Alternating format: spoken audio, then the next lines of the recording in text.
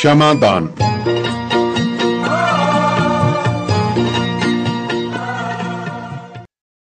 Radio Punjab today ਸੁਣਨ ਵਾਲੇ ਸਾਰੇ ਸਰੋਤਿਆਂ ਨੂੰ ਮੇਰੇ ਕੰਨਿਓ ਯਾਨੀ ਕਿ ਸਵਰਨ ਸਿੰਘ ਦਾਨੇਵਾਲੀਆ ਕੰਨਿਓ ਪਿਆਰ ਭਰੀ ਸਤਿ ਸ੍ਰੀ ਅਕਾਲ, ਖੁਸ਼ਾਮਦੀਦ ਜੀ। ਤੇ ਅਗਲੀ ਖਬਰ ਢਿੱਲੋਂ ਸਾਹਿਬ ਕਹਿੰਦੇ ਕੈਪਟਨ ਨੇ ਸਿੱਧਾ ਹੀ ਕਹਿਤਾ ਮੈਂ ਤਾਂ ਧਮਕੀਆਂ ਜਿਹੜੀਆਂ ਕੋਈ ਕਿਸੇ ਨੂੰ ਦੇਵੇ ਮੈਂ ਬਰਦਾਸ਼ਤ ਨਹੀਂ ਕਰਦਾ। ਸਾਡੇ ਕੋਲੇ ਤਾਂ ਅੱਗੇ ਹੀ ਇੱਥੇ ਧਮਕੀਆਂ ਦੇਣ ਵਾਲੇ ਜਿਹੜੇ ਹੈ ਵਾਧੂ ਗੈਂਗਸਟਰ ਫਿਰਦੇ ਹੈ।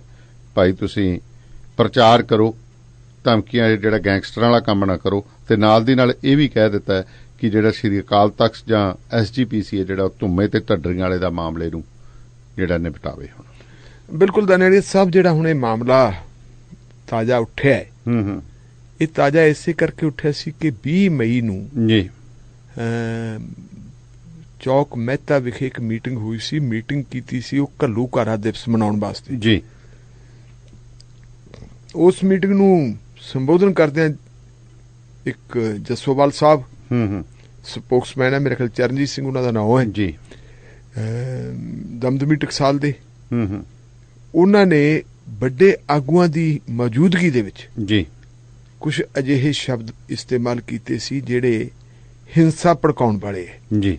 ਖਾਸ ਕਰਕੇ ਸੰਤ ਰਣਜੀਤ ਸਿੰਘ ਢੱਡਰੀਆਂ ਵਾਲਿਆਂ ਨੂੰ ਟਾਰਗੇਟ ਕਰਦਿਆਂ ਉਹਨਾਂ ਨੇ ਕਿਹਾ ਸੀ ਕਿ ਉਹਨਾਂ ਦੀ ਜਾਨ ਨੂੰ ਮਤਲਬ ਧਮਕੀ ਦਿੱਤੀ ਸੀ। ਉਹਨਾਂ ਨੂੰ ਖਤਰੇ ਵਾਲੇ ਜਾਨੋਂ ਮਾਰਨ ਦੀਆਂ ਧਮਕੀਆਂ ਦਿੱਤੀਆਂ ਸੀ। ਇਹ ਕਹਿੰਦਾ ਗੋਲੀਆਂ ਟੱਪਣੀਆਂ ਆਪਾਂ ਵੈਸੇ ਉਹ ਕੈਸਟ ਸੁਣੀ ਨਹੀਂ ਗਈ ਸੋਸ਼ਲ ਮੀਡੀਆ ਤੇ, ਲੇਕਿਨ ਜਿਹੜੀ ਚਰਚਾ ਹੋ ਰਹੀ ਹੈ ਉਹ ਇਹੀ ਸੀ ਜੀ। ਇਹ 2-3 ਦਿਨਾਂ ਬਾਅਦ ਜਦੋਂ ਏਜੰਸੀਆਂ ਦੇ ਰਾਹੀਂ ਖੁਫੀਆ ਏਜੰਸੀਆਂ ਹੁੰਦੀਆਂ ਚੀਫ ਮਿਨਿਸਟਰ ਕੋਲੇ ਪਹੁੰਚੀ ਜੀ, ਔਰ ਚੀਫ ਮਿਨਿਸਟਰ ਕਿਉਂਕਿ ਗ੍ਰਹਿ ਮੰਤਰੀ ਵੀ ਹੈ, ਮਹਿਕਮਾ ਪੁਲਿਸ ਉਹਦੇ ਕੋਲੇ ਹੈ, ਤੇ ਉਹਨਾਂ ਨੇ ਫਿਰ ਸ਼ਰੇਆਮ ਉਸ ਵੇਲੇ ਕਹਿਤੀ ਸੀ ਕਿ ਜਿੱਥੋਂ ਤੱਕ ਧਰਮ ਕਰਮ ਦਾ ਸਵਾਲ ਹੈ ਜੀ, ਧਾਰਮਿਕ ਸੰਸਥਾਵਾਂ ਇਸ ਕੰਮ 'ਚ ਲੱਗੀਆਂ ਰਹਿਣ, ਸਰਕਾਰ ਦਾ ਕੋਈ ਦਖਲ ਨਹੀਂ। ਲੇਕਿਨ ਜੇ ਤੁਸੀਂ ਕਿਸੇ ਨੂੰ ਧਮਕੀਆਂ ਦਿਓਗੇ, law and order the problem create ਕਰੋਗੇ ਤੇ ਧਾਰਮਿਕ ਬੰਦੇ ਕਤਲੋਗਾਰਤ ਦੀਆਂ ਗੱਲਾਂ ਕਰਨਗੇ ਤਾਂ ਫਿਰ ਸਖਤੀ ਨਾਲ ਪੇਸ਼ ਆਇਆ ਜਾਊਗਾ। ਔਰ ਨਾਲ ਹੀ ਉਹਨਾਂ ਨੇ ਕਹਿਤਾ ਸੀ ਕਿ ਇਹਦੀ ਪੜਤਾਲ ਕਰਾਓ, ਹੁਕਮ ਦੇਤਾ ਥੱਲੇ ਏਜੰਸੀਆਂ ਨੂੰ ਪੜਤਾਲ ਕਰਾਓ, ਕਿਹਨੇ ਬਣਾਈ ਹੈ, ਕਿੱਥੋਂ ਬਣੀ ਹੈ। ਸ਼ੁਰੂ ਦੇ ਵਿੱਚ 3-4 ਜਿਹੜੇ ਆਗੂ ਸੀ ਦਮਦਮੀ ਟਕਸਾਲ ਦੇ ਜੀ, ਉਹਨਾਂ ਨੇ ਕਿਹਾ ਜੀ ਕੈਪਟਨ ਅਮਰਿੰਦਰ ਸਿੰਘ ਦੀ ਜਿਹੜੀ ਸ਼ੈਲੀ ਹੈ ਉਹ ਸ਼ੈਲੀ ਉਹਨਾਂ ਦੀ ਜਿਹੜੀ ਹੈਗੀ ਹੈ ਧਮਕਾਉਣ ਵਾਲੀ ਹੈ।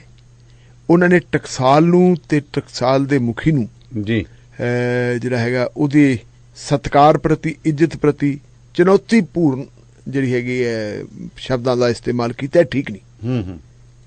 ਜੇ ਕੋਈ ਨੁਕਸਾਨ ਹੋ ਗਿਆ ਤਾਂ ਇਹਦੇ ਜ਼ਿੰਮੇਵਾਰ ਚੀਫ ਮਿਨਿਸਟਰ ਸਾਹਿਬ ਆਪ ਹੋਣਗੇ, ਇਹ ਕਹਿਤਾ। ਤੇ 12-13 ਘੰਟਿਆਂ ਬਾਅਦ ਜੀ ਭਾਈ ਧੁੰਮਾ ਸਾਹਿਬ, ਹਰਨਾਮ ਸਿੰਘ ਧੁੰਮਾ, ਉਹਨਾਂ ਨੇ ਕਹਿਤਾ ਕਿ ਅਸੀਂ ਇਸ ਕੈਸਟ ਦੇ ਨਾਲੋਂ, ਜਿਹੜੀ ਇਸ ਵੀਡੀਓ ਨਾਲੋਂ, ਇਸ ਆਡੀਓ ਨਾਲੋਂ ਆਪਣੇ ਆਪ ਨੂੰ ਡਿਸਐਸੋਸੀਏਟ ਕਰਦੇ ਆ। ਸਾਡਾ ਕੋਈ ਤਲਕ ਨਹੀਂ ਜੀ, ਇਹ ਚਰਨਜੀਤ ਸਿੰਘ ਜੱਸੋਵਾਲ ਨੇ ਜੋ ਕੀਤੀ ਹੈ ਉਹ ਜਾਣੇ ਤੇ ਉਹਨਾਂ ਸਾਡਾ ਕੋਈ ਤਲਕ ਨਹੀਂ ਜੀ।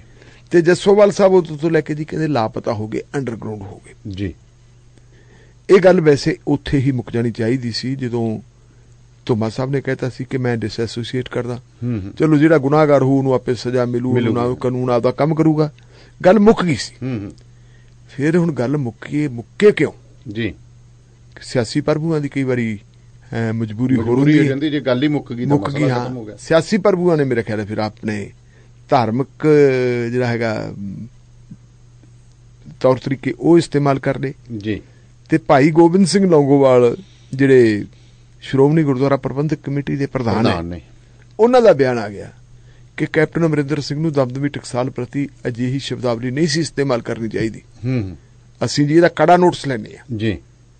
ਉਹਨੇ ਤਾਂ ਜੇ ਕੜਾ ਨੋਟਿਸ ਲੈਣ ਵਾਲੀ ਗੱਲ ਕਹੀ ਸੀ ਅਖਬਾਰਾਂ 'ਚ, ਤੇ ਕੈਪਟਨ ਨੇ ਮੁੜ ਕੇ ਇੱਕ ਮੋੜਵੀਂ ਚਿੱਠੀ ਲਿਖਤੀ ਉਹਨੂੰ, ਮੋੜਵੀਂ ਚਿੱਠੀ ਲਿਖ ਕੇ ਉਹਨੂੰ ਯਾਦ ਕਰਵਾਇਆ, ਕਿਉਂਕਿ ਇਹ ਗੋਬਿੰਦ ਸਿੰਘ ਲੌਂਗੋਵਾਲ ਜੀ ਸੰਤ ਹਰਚੰਦ ਸਿੰਘ ਲੌਂਗੋਵਾਲ ਦੇ ਨਿੱਜੀ ਸਹਾਇਕ ਸੀਗੇ, ਤਾਂਹੀਓ ਲੌਂਗੋਵਾਲ ਲਿਖਣ ਲੱਗ ਗਏ। ਕੋਈ ਰਿਸ਼ਤੇਦਾਰੀ ਤਾਂ ਹੈ ਨਹੀਂ ਸੀ। ਹਾਂ, ਇਹ ਗੱਲ ਦੁਨੀਆ ਜਾਣਦੀ ਹੈ ਕਿ ਆਖਰੀ ਸਮੇਂ 'ਚ ਸੰਤ ਲੌਂਗੋਵਾਲ ਦੇ ਆਖਰੀ ਸਮਿਆਂ ਦੇ ਵਿੱਚ ਪ੍ਰਕਾਸ਼ ਸਿੰਘ ਬਾਦਲ ਤੇ ਗੁਰਚਰਨ ਸਿੰਘ ਟੌੜਾ ਦੋਨੋਂ ਲੌਂਗੋਵਾਲ ਦੇ ਖਿਲਾਫ ਖੜੇ ਸੀ ਜੀ।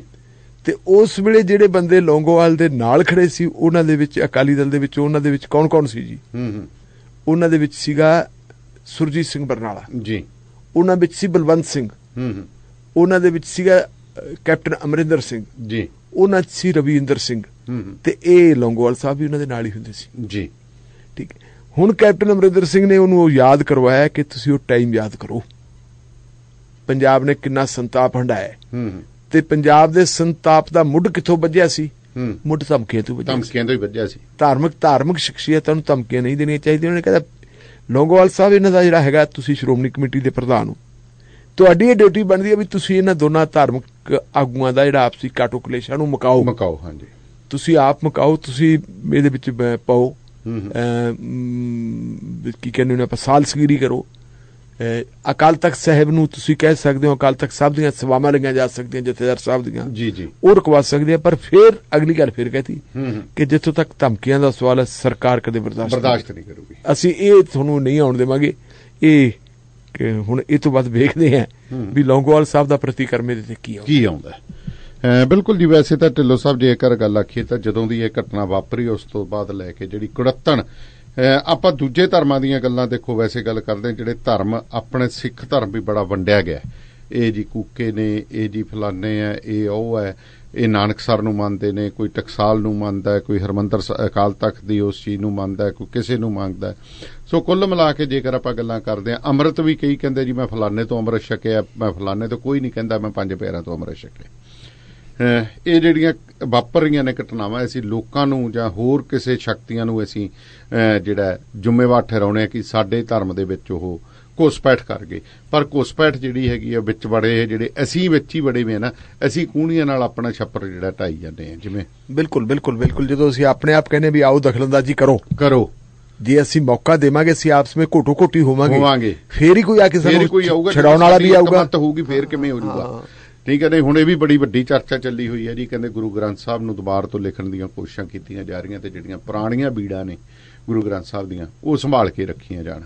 ਤੇ ਜਿਵੇਂ ਇਤਿਹਾਸ ਬਦਲਤਾ ਤੇ ਉਵੇਂ ਕਹਿੰਦੇ ਗੁਰੂ ਗ੍ਰੰਥ ਸਾਹਿਬ ਦੀ ਨਾ ਲੇਖ ਨਹੀਂ ਬਦਲਿਆ ਜਾ ਸਕਦਾ। ਜੇ ਐਸਜੀਪੀਸੀ ਕਿਤਾਬ ਦੇ ਵਿੱਚ ਬੜਾ ਕੁਝ ਲਿਖ ਸਕਦੀ ਹੈ ਗੁਰੂ ਗ੍ਰੰਥ ਸਾਹਿਬ। ਬਿਲਕੁਲ ਉਹ ਤਾਂ ਜੋ ਨਾਗਪੁਰ ਤੋਂ ਜੇ ਹੁਕਮ ਹੋ ਗਿਆ ਜੀ, ਫਿਰ ਉਹਨਾਂ ਦਾ ਮੌਕੇ ਦੇ ਮਾਲਕਾਂ ਦਾ ਹੁਕਮ ਤਾਂ ਮੰਨਣਾ ਪੈਣਾ। ਪੋਲੀਟੀਕਲ ਜਿਹੜੇ ਹੈਗੇ ਬੌਸਸ ਉਹ ਕਹਿਣਗੇ ਜੀ ਲਿਖੋ ਤੇ ਬਾਕੀ ਹੁਣ ਤਾਂ ਰੌਲਾ ਹੀ ਨਹੀਂ ਹੈ। ਤਾਂ ਬੜਾ ਕੁਛ ਆ ਗਿਆ ਵੀ RSS ਵਾਲਿਆਂ ਨੇ, ਨਾਗਪੁਰ ਵਾਲਿਆਂ ਨੇ ਹੁਣ ਤਾਂ ਕਹਿੰਦੇ ਵੀ ਆਪਦੇ ਨਹੀਂ ਕਹਿੰਦੇ, ਇਸ ਤਰ੍ਹਾਂ ਵੀ ਕਰਵਾ ਲਿਆ ਕਿ ਜਿਹੜੇ ਹੈਗੇ ਆ ਹਿੰਦੂ ਭਾਈਚਾਰੇ ਦੇ ਜਿਹੜੇ ਲੋਕ, ਉਹਨਾਂ ਦੇ ਜਿਹੜੇ ਵਰਕਰ ਹੈ ਜੀ, ਉਹਨਾਂ ਵਰਕਰਾਂ ਦੇ ਦਾੜੀਆਂ ਕੇਸ ਰਖਵਾ ਕੇ, ਉਹਨਾਂ ਦੀ ਸਿੱਖ ਦਿਖ ਬਣਾ ਕੇ ਉਹਨਾਂ ਤੋਂ ਉਹ ਕੁਝ ਕਰਵਾਉਣਾ ਸ਼ੁਰੂ ਕਰਤਾ ਜਿਹੜਾ ਉਹ ਆਪ ਕਰਦੇ ਸੀ। ਤੇ ਇਹ ਦਿਖਾਵਾ ਇਹ ਕਿ ਇਹ ਸਿੱਖ ਕਰ ਰਹੇ ਨੇ। ਬਿਲਕੁਲ। ਸੋ ਸਾਨੂੰ ਚੇਤ ਰਹਿਣਾ ਚਾਹੀਦਾ।